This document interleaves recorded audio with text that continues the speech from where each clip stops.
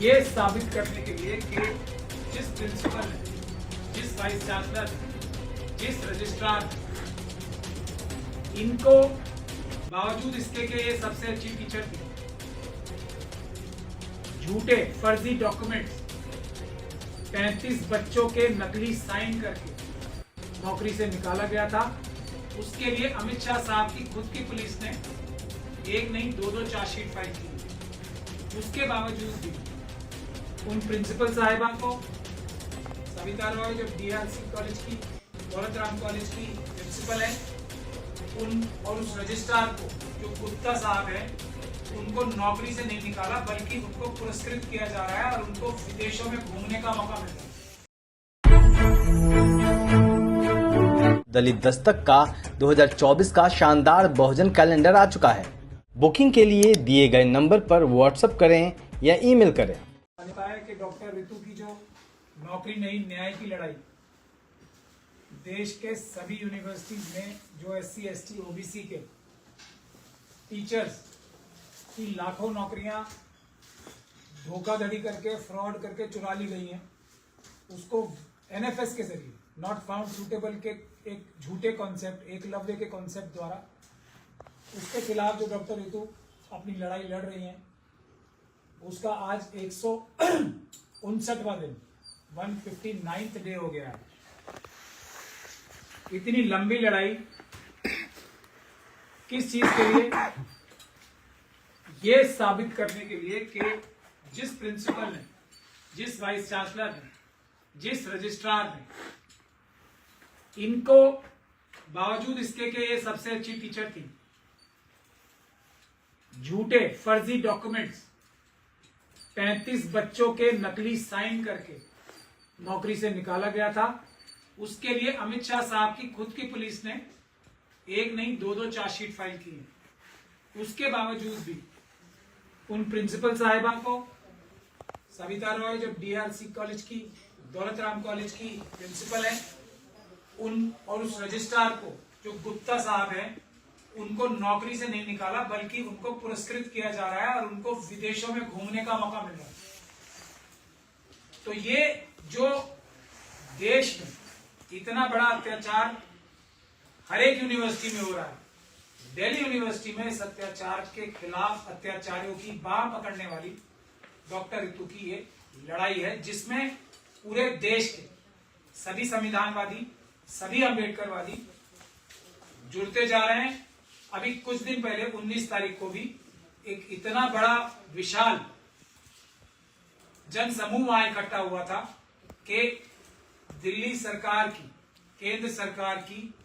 एकदम नींद हराम हो गई थी और एजुकेशन मिनिस्टर साहब ने और होम मिनिस्टर साहब ने उस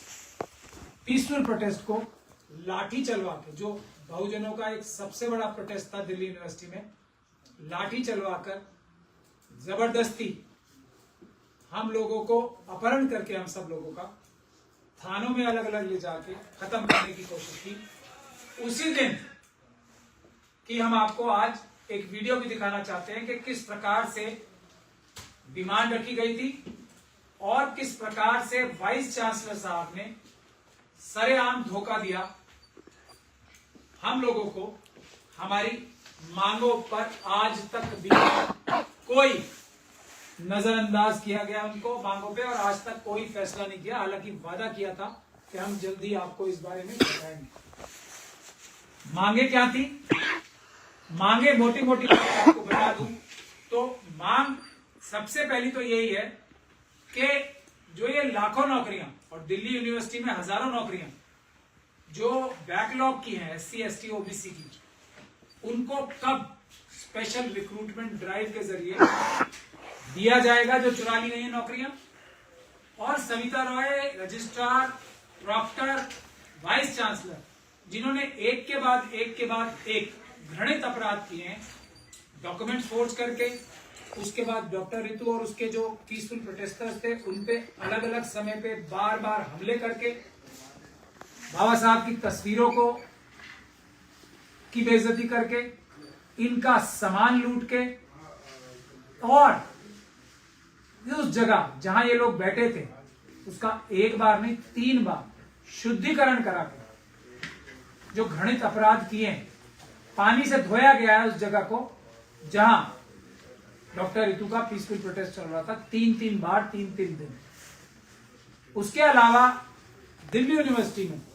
धारा 144 लगी है तो सिर्फ डॉक्टर रितु के प्रोटेस्ट के लिए। वहां बराबर में देशद्रोही नारे,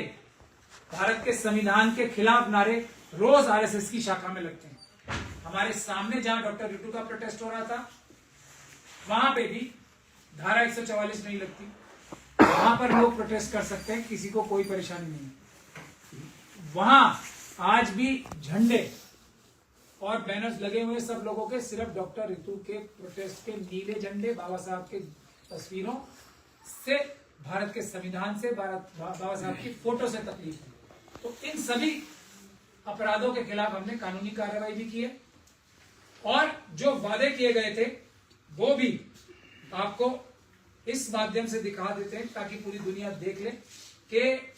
किस मजबूती के साथ डॉक्टर रितु अपनी लड़ाई लड़ रही है कि यूनिवर्सिटी के लोगों को पहली बार झुकना पड़ा और इस तरीके से इन्हें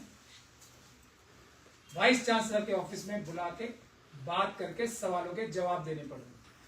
हम लोगों के ऊपर लाठी चलाई गई 19 तारीख को, हम लोगों को जबरदस्ती अपहरण करके सैकड़ों लोगों को अलग अलग पुलिस स्टेशंस में लॉकअप में ठूस दिया गया। महिलाओं को जिस प्रकार से उनके साथ गंदे इशारे किए गए, उनका एक तरीके से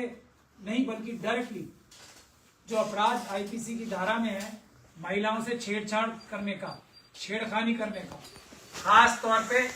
उनको ये याद दिला के आप शेड्यूल कास्ट की महिला हो तो आपको ये सब प्रोटेस्ट करने का अधिकार नहीं है, आप शेड्यूल कास्ट लोग हो, आपको ये प्रोटेस्ट करने के अधिकार ही नहीं है, कोई और कर सकता है, आप लोग नहीं कर सकते। ये याद दिला दिला के जो बदतमीजियां की गई उस चीज को भी, ट्रस्ट बिल्डिंग मेजर्स को भी आज मेरे ख्याल से 14 दिन हो गए। ऐसा सबक सिखाएंगे कि वो दोबारा कभी किसी भी महिला के साथ, किसी भी हमारे schedule caste, schedule tribe, OBC के स्टूडेंट के साथ, टीचर के साथ और टीचर बनने वाले एस्पिरेंट्स के साथ ऐसी गंदी घिनौनी हरकत करने से पहले एक बार नहीं 1000 बार सोचे। इसीलिए तय ये हुआ है, ये पंजाब के लोगों की कॉल है कि 6 तारीख को, आने वाली 6 फरवरी को एक ऐसा महा प्रदर्शन किया जाएगा दिल्ली यूनिवर्सिटी पे कि इतिहास में लिखा जाएगा और जो ताले नजर आने वाले या ना नजर आने वाले देश की सारी यूनिवर्सिटीज में लगाए हुए हैं एससी एसटी और ओबीसी के लिए, महिलाओं के लिए, उनको खोला जाएगा और इन आतंकवादी यूनिवर्सिटी पे बैठे हुए टीचर्स की शक्ल में, administrative officers, vice chancellor, registrar, देशद्रोही और आतंकवादी जो लोग बैठे हैं उनको बेनकाब किया जाएगा और सभी लोगों के लिए, लाखों लाखों हमारे पढ़े लिखे जो एससी एसटी ओबीसी के टीचर्स हैं उनके इंसाफ के लिए 6 फरवरी को सुबह 10 बजे से गेट नंबर 4 यूनिवर्सिटी दिल्ली से बड़ा आंदोलन, बड़ा प्रदर्शन किया जाएगा और इस लड़ाई को निर्णायक रूप से 6 फरवरी को लड़ा जाएगा। आप सभी से हम लोगों की ये निवेदन है कि ज्यादा से ज्यादा संख्या में, ये अब बड़ा टेस्ट है, अगर न्याय लेना है तो 6 फरवरी को सुबह 10 बजे gate number 4 arts faculty Delhi university पे आए और इस भ्रष्टाचारी, आतंकवादी, क्रिमिनल यूनिवर्सिटीज का जो निजाम है इसको भारत के संविधान की ताकत से, पीसफुल प्रोटेस्ट की ताकत से नेस्तो